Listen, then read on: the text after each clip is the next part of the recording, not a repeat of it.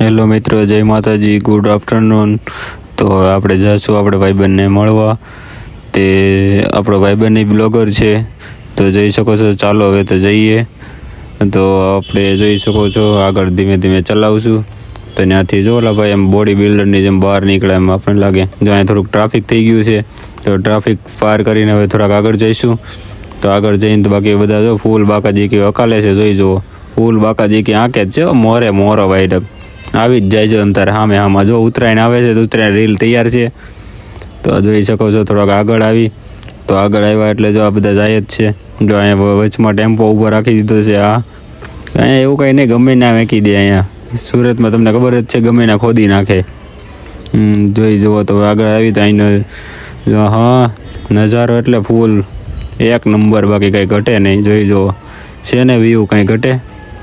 આપણને એવું લાગે છે તો આમાં મુંબઈમાં આવી ગયા ને એવું લાગે છે. બાકી જોઈ જો ઓલા બે ભાઈબંધ જો હવે પબજી રમે છે. પબજીની ફૂલ બાકા જેકી બોલાવે છે.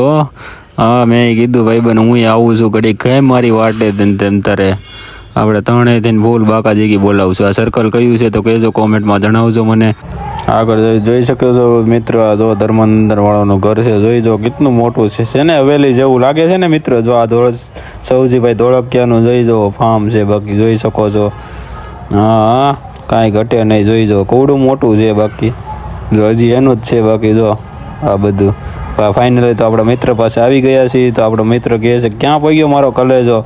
મેં કીધું દોસ્તાર હું આવી ગયો, જો તારી પાસે સામું જો મારી. જો ફાઇનલી તો આવી ગયા છે આપણે મિત્ર પાસે.